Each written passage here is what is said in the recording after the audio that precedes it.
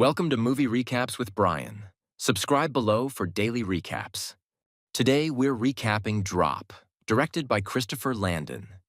Violet Gates, played by Megan Fahey, a Chicago therapist still carrying emotional scars from years of abuse at the hands of her late husband Blake, has cautiously begun to dip her toes back into dating. After months of tentative exchanges on a dating app with Henry Campbell, played by Brandon Skinner, a charming photographer, Violet decides to meet him in person. She leaves her young son Toby in the care of her younger sister Jen, a fiercely protective and free-spirited woman, and heads to Palette, a sleek high-rise restaurant with panoramic city views. As Violet waits at the bar, the atmosphere is warm but charged with quiet anticipation. She chats briefly with Kara, played by Gabrielle Ryan, the personable bartender with a wry sense of humor, and listens to Phil, the resident pianist, play soft jazz. At a nearby table, two men, Connor and Richard, are in the middle of a blind date. Richard, charming but just a touch too watchful, takes an unusual interest in Violet's presence. Violet's phone buzzes. A Digi-Drop notification appears, a social app feature that allows strangers to send memes or images anonymously. The first one is harmless, even funny. Her unease grows, though she tries to brush it off. Henry arrives, all smiles, and the two are seated by Matt, a young waiter new to the job. Just as Violet begins to relax, another drop arrives, this time with a chilling undertone. Henry, noticing her distraction, offers to help figure out who's behind them. His theory? It's someone else in their section of the restaurant. The messages grow more explicit, escalating until Violet's breath catches. The sender tells her to check her home security feed. Pulling it up on her phone, she freezes. A masked man is inside her house. Another drop arrives, warning her not to alert anyone or leave, or Toby will be killed. Her eyes dart around the restaurant, suddenly aware of every camera, every glint of light. The tormentor's messages confirm it. She is being watched. The instructions come fast. Retrieve a camera from Henry's bag and destroy the SD card. When she hesitates, a new image arrives. Toby, terrified in the living room. Heart racing, she obeys. On the card are photos Henry has taken, incriminating shots that prove the mayor is embezzling city funds. Henry, puzzled by her sudden evasiveness, senses something's wrong and considers leaving. Violet, desperate to keep him at the table, leans in and kisses him, spinning a half-truth about her past with Blake.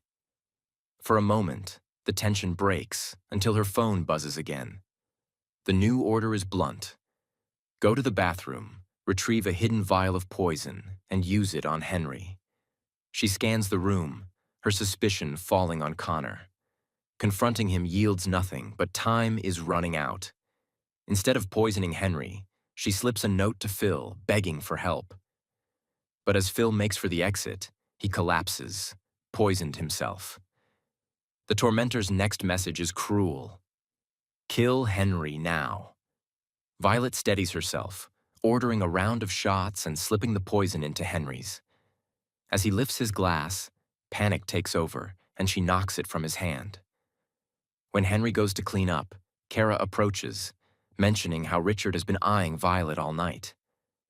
Violet seizes the chance to confront him, bringing the drinks over. Richard smiles coldly and confesses. He's working for the mayor. Henry is due to testify against him tomorrow, and Richard plans to eliminate him here, framing Violet as the killer. Henry returns, unaware, and takes a drink, but Richard is already savoring his victory. That's when Violet reveals her gamble. The poison was in Richard's dessert. His smugness vanishes, replaced by fury.